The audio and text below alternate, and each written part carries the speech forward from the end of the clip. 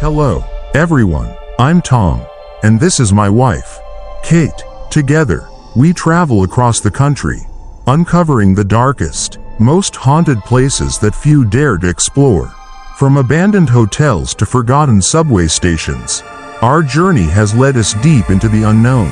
And tonight, we're diving into something even more sinister. A cursed office building where employees never left, a subway station where time stands still, and a hotel that holds the restless spirits of the past. In this episode, we take you to the heart of these haunted locations, where the veil between the living and the dead is at its thinnest. So buckle up, keep the lights on, and join us as we step into the shadows once again. This is episode 5 of our paranormal journey.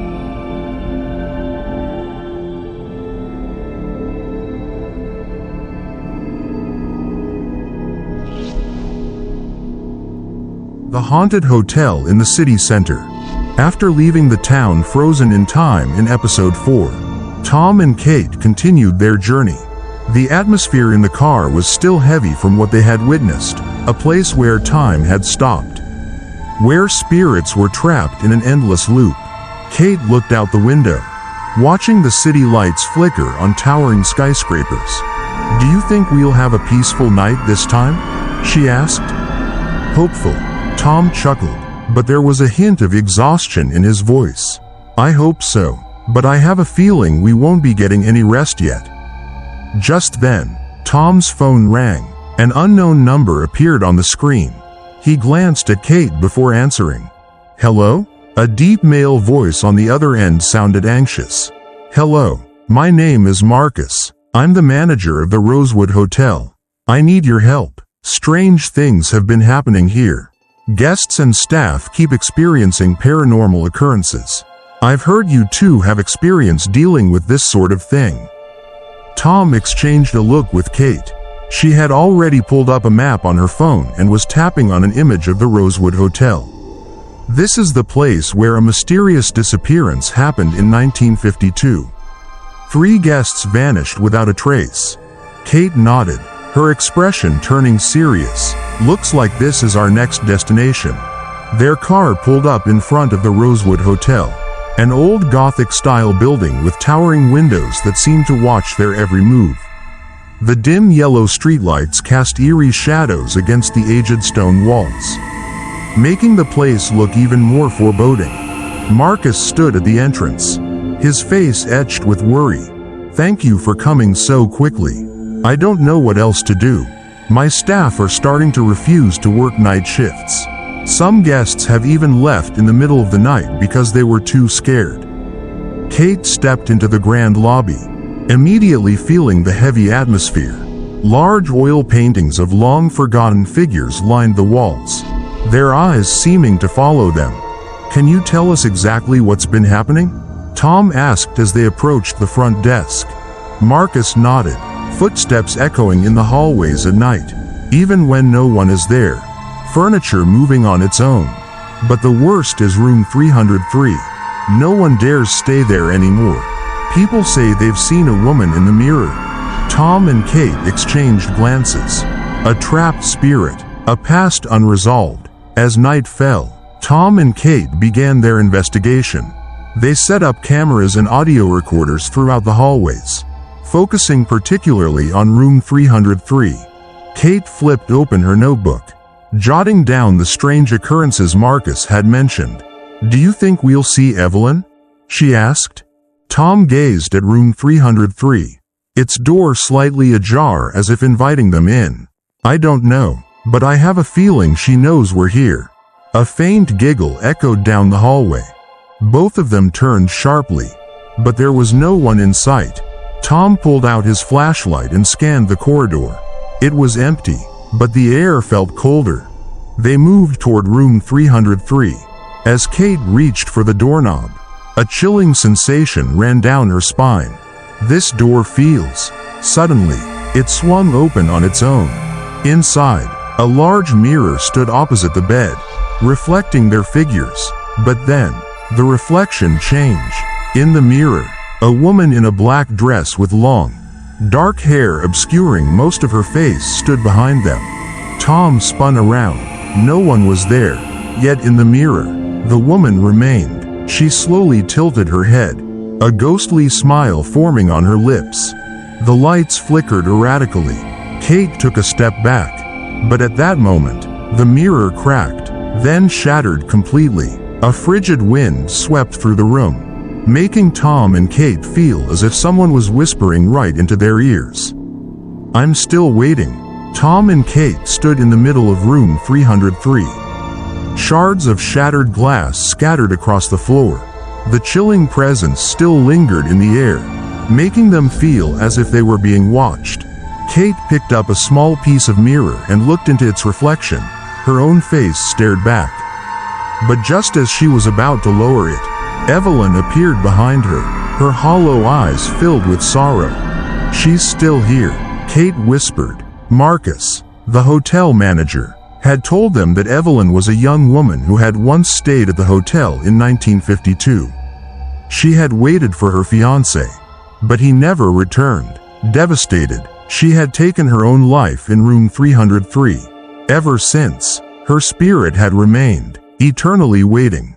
Tom rummaged through an old wooden dresser in the corner of the room. Beneath layers of dust, he discovered an unsent letter, its delicate handwriting trembling yet filled with longing. "I am still waiting for you. Charles, you promised we would leave together. Why haven't you come back? If you find this letter, meet me in room 303. Charles never returned, Tom murmured. She was abandoned. Kate clutched the letter tightly. She needs to know the truth. She can't keep waiting. The atmosphere in room 303 grew heavier. A cold gust swept through, though the windows remained tightly shut. Suddenly, the lights flickered wildly, then went completely dark. In the silence, a soft but haunting voice echoed. "He will come back, won't he?" Kate could feel the icy presence drifting closer. She cautiously raised the letter. "Evelyn, we found your letter. Charles never came back.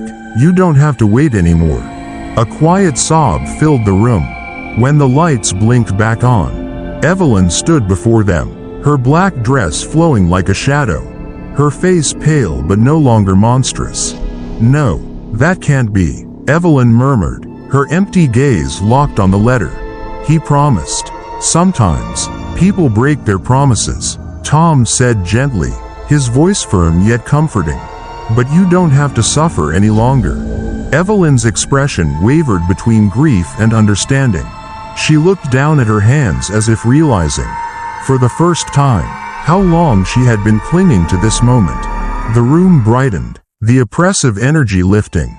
Kate stepped forward and placed the letter on the vanity table. "You can move on, Evelyn. You've waited long enough." Evelyn gave them a faint smile before her figure faded into shimmering light, dissolving into the air like a whisper. A soft wind swept through the room, as if offering a final farewell. After Evelyn vanished, room 303 felt lighter, almost peaceful. Tom and Kate gathered their equipment, sensing the shift in energy. Marcus hesitantly entered, his expression one of disbelief. "I can feel it. The hotel feels different now." "It should," Tom replied, "but she hasn't completely left. A part of her will always remain here. She is part of this hotel's history." Kate turned toward the shattered mirror. Amidst the broken glass, a single dried rose lay untouched on the floor, a token of Evelyn's final farewell.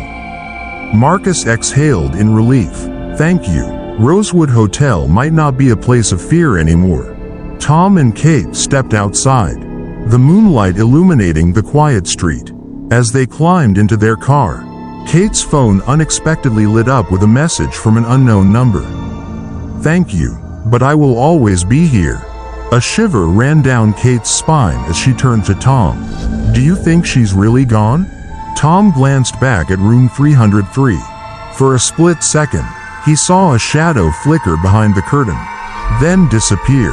"Maybe, not entirely," Tom murmured before starting the engine, driving them off into the unknown night.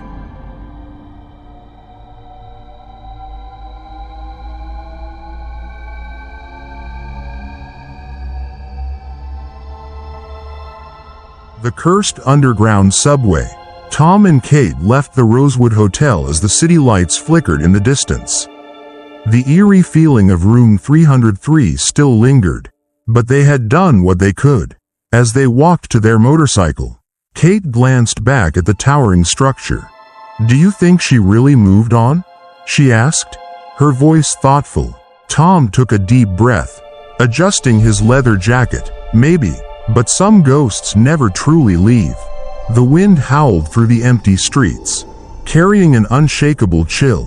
Tom checked his phone, noticing a new message from an unknown number. "The last train is coming. Don't board it." Kate frowned as she read it over his shoulder. "What the hell does that mean?" Tom's brow furrowed. "I think we just found our next stop." The couple rode through the dimly lit streets of the city, the cold night air biting against their skin. Following a set of directions from an old urban legend forum, they arrived at Glenbrook Station, a subway stop that had been abandoned for decades. The entrance was rusted, covered in graffiti, and a heavy iron gate was meant to keep people out. Kate shone a flashlight through the bars. "Looks deserted, but I've heard stories about this place. They say a train still comes through, even though it's been shut down for over 60 years. Tom pulled at the lock. "Looks like we're going in." With a bit of effort, they pried open a gap just wide enough to squeeze through. The stale air inside smelled of damp concrete and old metal. A set of stairs led down into the darkness, swallowed by shadows. As they descended, the sounds of the city above faded into eerie silence. The abandoned station stretched before them, its tiled walls covered in grime. The ceiling dripped with condensation, and a dim row of overhead lights flickered weakly, as if clinging to life. Kate swept her flashlight across the empty platform. Old advertisements from the 1960s peeled from the walls, their colors long faded. A large, cracked sign still read Glenbrook Station in rusted lettering. "It's like time just stopped here," she murmured. Tom crouched, running his fingers over the old tracks. There hasn't been a working train here in decades, but these rails look polished, as if something still runs through. Kate exhaled sharply. If that message we got is true, then we might be seeing that something soon. A sudden rush of wind swept through the station, though there was no train in sight. The overhead speakers crackled to life, emitting static before a garbled voice echoed through the empty space. "Final boarding call. Stand behind the yellow line." Kate grabbed Tom's arm. "Tell me you heard that." He nodded grimly. "I did, and I don't think we're alone down here." Their flashlights flickered, casting strange shadows along the platform. The temperature plummeted, and suddenly, a low, rhythmic sound filled the tunnel. Chug, chug, chug. A train was approaching. A deep rumbling shook the ground as an old, black subway train emerged from the tunnel. Its windows were dark, but shadowy figures moved inside. The train slowed to a stop, its rusted doors screeching open. Kate gripped Tom's sleeve. "We're not actually getting on, are we?" Tom hesitated. "Something tells me we don't have a choice." A figure stepped off the train. It was an old conductor, wearing a tattered uniform with hollow, empty eyes. He raised a gloved hand, pointing at them. "Tickets, please." Kate took a step back, but the air behind them grew heavy, as if unseen hands were pressing them forward. The conductor tilted his head, waiting. Tom reached into his pocket and found two old, yellowed tickets he swore weren't there before. He exchanged a glance with Kate before handing them over. The conductor's skeletal hand took the tickets, punched them with an ancient clicker, and gestured toward the train. "All aboard." The couple hesitated, but the station behind them began to warp, the walls twisting as if reality itself was collapsing. They had no choice. Steeling themselves, they stepped onto the train. The air inside was thick with dust, yet the seats looked pristine, untouched by time. Kate cautiously sat down, scanning the other passengers. Dozens of faceless figures sat motionless, their featureless heads tilted forward as if sleeping.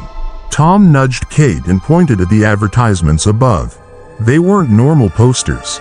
Instead of commercials, the images depicted missing persons, their faces blurred, their eyes hollow.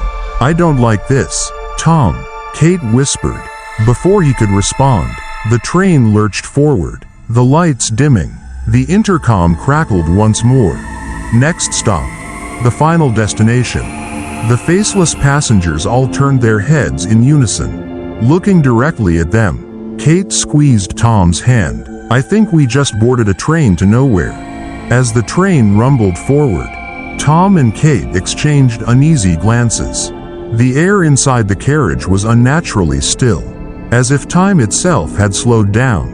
The faceless passengers remained motionless, their heads tilted slightly forward, as if waiting for something. Kate gripped Tom's arm tightly. "This doesn't feel right. We need to get off." Tom nodded but glanced toward the door. It was shut tight.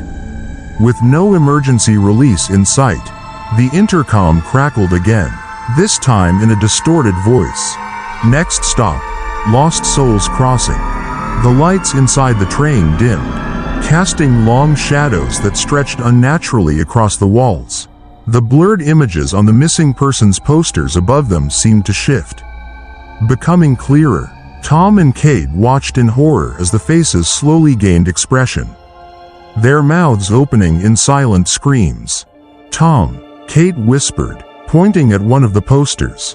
That looks like Marcus, the manager from Rosewood Hotel." Tom felt a chill creep down his spine. If he's here, does that mean he never really left? The train suddenly jerked violently, knocking them off balance. The faceless passengers, previously still, all turned their heads in unison. Their empty faces pointed directly at Tom and Kate. The air became thick with whispers, voices overlapping in an eerie chorus. "Stay with us. Join the lost. No escape." Kate's breath came in short gasps as she grabbed Tom's hand. "We have to get out. Now." Tom tried prying open the train door, but it wouldn't budge. The outside of the window showed nothing but endless darkness. No tunnels, no walls, just a vast, empty void. Then, through the murky abyss, something moved. A shadowy figure, taller than any human, with elongated limbs, crawled along the train's exterior, its fingers tapping along the window as if searching for a way inside. Kate screamed as the creature's featureless face pressed against the glass, stretching unnaturally, as though trying to squeeze through. The train doors suddenly slammed open, revealing a different kind of darkness outside. Instead of the subway tunnels, it was an abandoned platform, shrouded in mist. Standing just beyond the doors was the conductor, the same skeletal figure from before. His uniform decayed and covered in soot. He tilted his head at them, raising one bony hand. "Next stop, your choice." Tom and Kate hesitated. The faceless passengers started to rise from their seats, their bodies jerking in unnatural motions. Advancing toward them, Tom grabbed Kate's hand. "We jump, now." They leapt out of the train, crashing onto the platform. The moment they hit the ground, the train doors slammed shut, and the train sped off into the abyss. The faceless passengers watched them from the windows as they disappeared into the void. The station was silent, no movement, no sound, just an empty, decaying platform. Kate sat up, wincing from the fall. Where are we?" Tom dusted himself off and looked around. This isn't Glenbrook anymore. The walls of the platform were covered in names, hundreds, maybe thousands, etched into the grime and soot. Some were faded, others fresh, as if people had been added to the list just moments ago. Kate traced a name with her fingers. "These are passengers, the ones who never left." A newspaper lay crumpled at their feet. Tom picked it up, scanning the front page. The date read June 12th, 1967, the same year Glenbrook Station had been shut down. The headline sent a shiver down his spine. "Subway disaster. Hundreds feared lost after train vanishes mid-tunnel. Kate's voice trembled. They never found the train. Did they? Tom shook his head. No, because it never stopped running. A distant rumbling echoed through the tunnels. Another train was approaching. Kate grabbed Tom's hand. We have to get out of here before it comes back. They ran toward a rusted stairwell at the far end of the platform. Each step creaked beneath their weight. Behind them, the station lights began to flicker, and the whispers of unseen passengers grew louder. Stay, you belong here. As they reached the top of the stairs, a loud horn blared behind them. They turned just in time to see the black train emerging from the tunnel one last time. But this time, the conductor wasn't alone. The faceless passengers stood lined up at the doors, their heads tilted in eerie synchronization. And in the very last window, just before the train disappeared into darkness, Marcus stood staring at them, his face twisted in silent horror. Then, just like that, the train was gone. Tom and Kate burst out of the stairwell, emerging onto a deserted street. The entrance to Glenbrook Station was nowhere to be seen. Only an old, rusted signpost remained, bent and broken. Kate bent over, catching her breath. Did we make it? Tom checked his phone. The time was exactly 3:33 a.m., though it had felt like they had been gone for hours. Kate looked at him. Tell me we're never taking the subway again. Tom exhaled deeply. Not unless we want a one-way ticket to nowhere. They walked away, the weight of what they had just experienced pressing down on them. But as they turned the corner, Tom's phone buzzed. A message from an unknown number. Next stop, final destination. Kate grabbed his arm. Tom, it's not over, is it? He looked up at the empty street, the neon lights flickering above them. No, Kate, I don't think it ever is.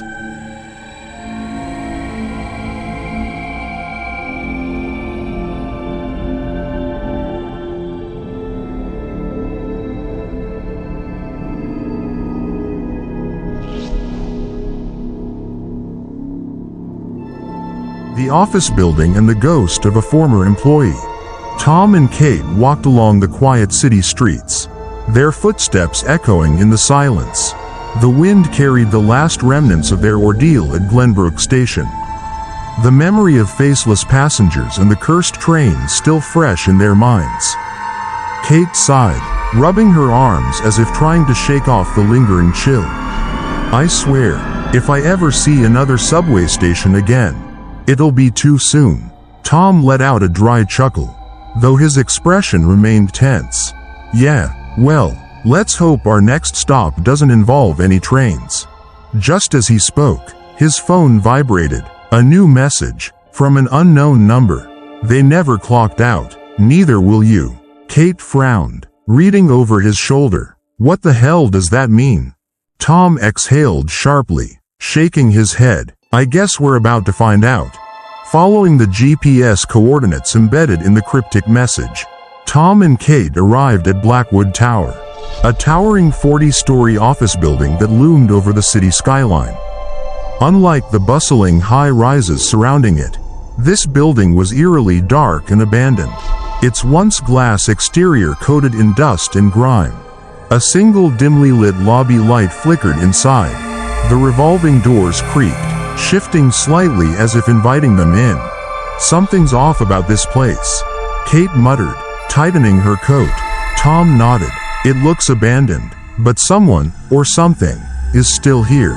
They pushed through the doors and stepped into the silent lobby. The air was thick with the scent of stale coffee and old paper, mixed with something fainter, something decayed. At the reception desk, an old computer screen blinked to life. Words began to appear on the dusty monitor. Welcome, employees. Please proceed to the 13th floor. Kate stiffened. That's never a good sign. Tom exhaled. Nope, but we don't really have a choice. Do we? The elevator doors slid open with an unnatural hiss, revealing a dimly lit interior. Tom and Kate stepped inside, the button for the 13th floor already illuminated. even though there was no button for the 13th floor at all. As soon as the doors closed, the temperature dropped drastically. The small security camera in the corner crackled with static. The elevator music played a distorted, warped version of a tune neither of them recognized. Kate shivered. Something is in here with us. Tom glanced at the reflective steel walls of the elevator. In the faint reflection, he noticed something standing behind them, a blurred figure, its head slightly tilted, watching them. Before he could react, the elevator shuddered violently, the lights flickering. Then it stopped abruptly. The doors slid open to complete darkness. Stepping out, they found themselves on the 13th floor. Even though this floor wasn't supposed to exist, the hallway stretched endlessly, the cubicles coated in dust, old computer monitors humming faintly as if they had just been used. Kate touched a nearby desk, running her fingers over an untouched coffee cup, its contents still warm. Someone was just here, she whispered. Tom pointed ahead, or maybe they never left. From the far end of the hallway, a soft typing sound echoed through the silence. The sound of a keyboard clicking, rapid and relentless. They followed the noise until they reached the largest office at the end of the corridor. The door was slightly ajar. Tom pushed it open. Inside, sitting at a desk, was a man in a suit, hunched over an ancient computer, typing furiously. Kate gasped. "Tom, look at his hands." The man's fingers were nothing but bone, clacking against the keyboard at an unnatural speed. His head slowly lifted, hollow eyes, sunken skin, a skeletal grin that never faded. "I still have work to do." The lights exploded, and everything went dark. The darkness swallowed them whole. The only sound was the relentless clicking of the keyboard, echoing in the empty office. Kate clutched Tom's arm, her breath shallow. "We need to leave, now." Tom aimed his flashlight at the desk. The skeletal figure continued typing, his fingers moving unnaturally fast across the keys. The glow of the old monitor flickered, displaying lines of nonsensical text. "Work, work, work, never stop, never stop, never stop." Tom took a cautious step forward. "Who are you? Why are you still here?" The figure paused. The typing stopped abruptly. Then, it turned its head, violently fast, toward them. "I never left, and neither will you." The lights flickered violently, and the temperature plummeted. The ghostly figure lunged forward, its bony hands reaching for them. The moment the ghost moved, the entire office sprang to life. Phones began ringing simultaneously, their shrill tones blaring in the silence. Printers spat out pages of incomprehensible text. The walls seemed to close in, their surface warping like melting wax. Kate pulled Tom back. "We're not dealing with just one ghost. This place is alive." Desks slid across the floor, forming a maze, trapping them inside. The doors slammed shut, sealing off any escape. The ghost loomed closer. "You have deadlines to meet." Tom raised his flashlight and shined it directly at the apparition. The figure let out a piercing shriek, its form flickering violently like a disrupted signal. Kate grabbed a nearby metal nameplate from one of the desks, Harold Mercer, senior accountant, and held it up. "Harold, this isn't your job anymore. You don't have to stay here." The ghost twitched, its hollow eyes staring at the nameplate. For the first time, it hesitated. The office shifted, the chaos momentarily pausing. The walls stopped distorting. The ringing phones fell silent. Tom took the opportunity. "Harold, what happened to you?" The ghost's skeletal form wavered, as if struggling against an unseen force.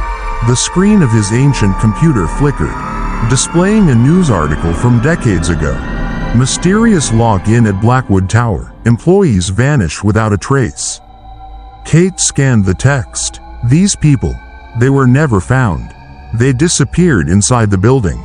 Harold's mouth opened, but no words came out. The light in his eyes flickered, memories resurfacing. Tom stepped forward. "You've been trapped here all this time, haven't you? Forced to work? Forever?" The ghost shuddered violently. I can't leave. None of us can. The building won't let us. The air grew thick with whispers. Shadowy figures began emerging from the cubicle's other employees, their forms phasing in and out of reality, their faces etched with eternal exhaustion. Kate's eyes widened. They're all still here. The shadows crept closer, their voices overlapping in a desperate chorus of pleas. Free us, please. Tom and Kate exchanged a glance. How do we stop this? Tom asked. Harold pointed toward the main server room. The records, the contracts, they keep us here. Destroy them. Without hesitation, Tom grabbed Kate's hand and ran toward the server room, dodging collapsing desks and flickering lights. The walls warped, attempting to swallow them whole. They reached the door, locked. Kate grabbed a fire extinguisher from the wall and smashed the glass. The door burst open, revealing rows of old servers covered in dust, their screens blinking with endless contracts. This is it, Tom muttered. Time to shut this place down. He grabbed the nearest server tower and pulled it down. Wires snapping apart, alarms blared, the building shaking violently as if it were alive and screaming. Kate found a box of employee files, pages filled with binding contracts of the lost souls. She tore through them, each ripped page causing another ghostly figure to vanish. Harold appeared beside them, his form fading. Thank you.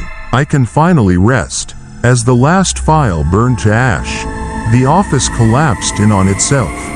Tom and Kate bolted out of the building, just as the structure shimmered out of existence. The towering Blackwood Tower was gone, replaced by an empty lot, as if it had never been there. The night was eerily quiet. Kate, catching her breath, turned to Tom. Did we just erase an entire building from existence? Tom checked his phone. The unknown number had sent one last message. You clocked out. They never did. He exhaled. Yeah, I think we did. Kate shook her head in disbelief. No more office jobs for me. Ever. Tom chuckled. I'll second that. They walked away, leaving behind nothing but the echoes of an office that never should have existed.